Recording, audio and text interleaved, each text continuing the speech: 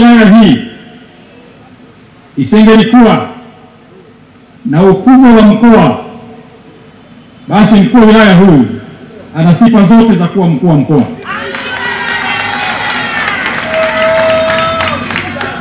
Lakini wilaya hii ni wilaya kubwa inayohitaji viongozi makini, na Mpogoro ni miongoni mwa viongozi makini kabisa wa wilaya. Nakupongeza sana kwa kazi nzuri. Mimi sina chembe ya unafiki, ni mtu mwenyenyooka sana, na hawa wasaidizi wangu wanajua. Mkuu wa wilaya huyu amebadilika sana, anafanya kazi sana kumsaidia Rais Samia.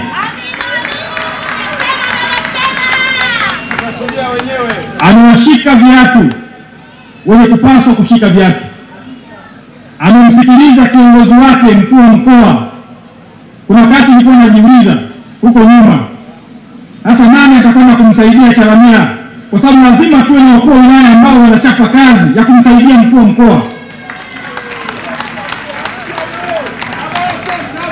Lazima nikiri kwamba Mheshimiwa mkuu wa mkoa, katika wakuu wa wilaya walionao, huyu kijana anachapa kazi sana.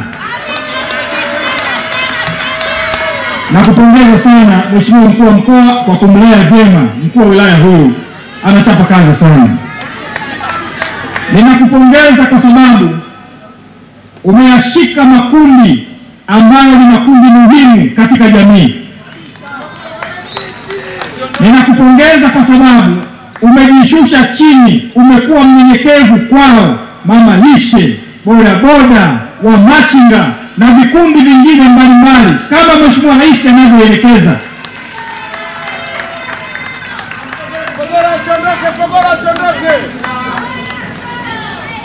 Viwanja hivi vya Mnazi Mmoja ni miongoni mwa viwanja vilivyojenga fikra ya Watanzania bara wakati huo wakitaka kujikomboa chini ya mikono au minyororo ya wakoloni.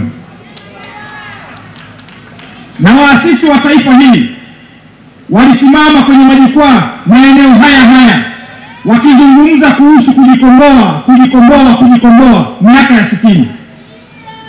Na sisi vijana wa karne hii tunasema wazi kabisa kwamba kazi iliyofanywa na waasisi wa taifa letu ya kulikomboa taifa hili ilikwisha fanywa na baba wa taifa Mwalimu Julius Kambarage Nyerere na waasisi wengine waliotangulia. Baada ya ukombozi wa taifa letu, chama cha TANU kiliungana na chama cha ASP, kikapatikana chama kimoja. Kinaitwa chama gani? Chama cha Mapinduzi. Vijana wa leo hawezi kujua nini maana ya Chama cha Mapinduzi, na pengine waasisi wetu hawakutueleza kwa mtiririko ni kwa nini waliamua chama hiki kukiita Chama cha Mapinduzi. Inawezekana yako maandiko yameandikwa, lakini sisi vijana wa karne hii tunaamini kwamba baba wa taifa na mzee Karume walipoamua chama hiki kukiita Chama cha Mapinduzi ni kwa sababu chama hiki kinaendelea kufanya mapinduzi katika sekta mbalimbali, mapinduzi ya kuwasaidia watu mbalimbali, watu hao wakiwemo machinga, kuwasaidia na kuwanyanyua. Fikra za waasisi wa taifa hili, mapinduzi haya tutaendelea kuyafanya kwa kuhakikisha kwamba jamii inayopaswa kushikwa mkono tunaishika mkono na tunapindua, kuhakikisha kwamba tumeleta mabadiliko ya ustawi wa maisha yao katika maisha yao. Kazi hii tumekabidhiwa sisi wateule wa Mheshimiwa Rais, viongozi wa kuchaguliwa na viongozi wa kuteuliwa. Wajibu wetu tulionao nchi nzima, wajibu wetu kwa wakuu wa mikoa, wajibu wetu kwa wakuu wa wilaya, wajibu wetu kwa wakurugenzi, kila mamlaka ni kuhakikisha kwamba yale makundi maalum ambayo Mheshimiwa Rais amekuwa akiyapigia debe kila siku, basi tunayashika, tunayawezesha na tunayalinda wakati wote ili kunyanyua maisha yao. Ni wajibu wa kila Mtanzania. Na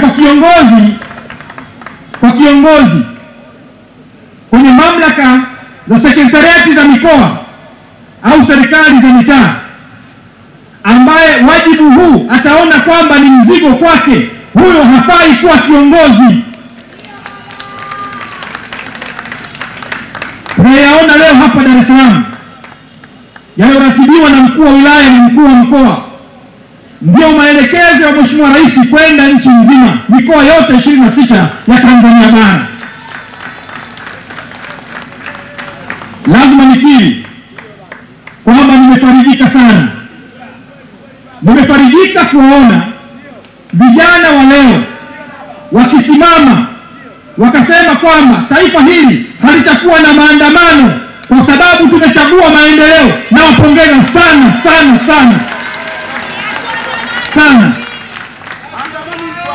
na kama msirudi nyuma. Mwenyekiti umenithibitishia, lakini nimewaona wenye viti wa machinga mikoa zaidi ya 17 hapa, kuanzia Arusha, Manyara na mikoa mingine, na wapongeza sana. Nataka niwaambie taifa hili lilikwisha kombolewa. Nishukuru sana mkuu wa wilaya. Mimi Mheshimiwa Waziri nina sifa ifuatayo, na pengine hili huwa sijawahi kulisema. Mmoja, huwa napenda sana kiongozi anayeonyesha ubunifu, na sijawahi kuwa mkuu wa mkoa anayekandamiza ubunifu kwa kiongozi wangu wa chini. Na nadhani wewe Mheshimiwa Waziri, katika mikoa yote Tanzania bara, sidhani kama ulishawahi kupokea malalamiko yanayotoka kwa mkuu wa mkoa akilalamikia kiongozi wake wa ngazi ya chini. Mimi najiamini sana. Naamini katika kutatua matatizo kwa kukaa na wenzangu. Tukielemewa kabisa utatuona ofisini, lakini mpaka sasa hatujawahi kuelemewa. Lakini jambo la pili, sifa yangu kubwa na ambayo watu wengi wao wanaweza usinielewe sana, ni kusema ukweli. Na huwa lazima nikuelezeni ukweli ili kama umekosea tuweze kunyoka, na kama umepatia basi niweze kupongeza.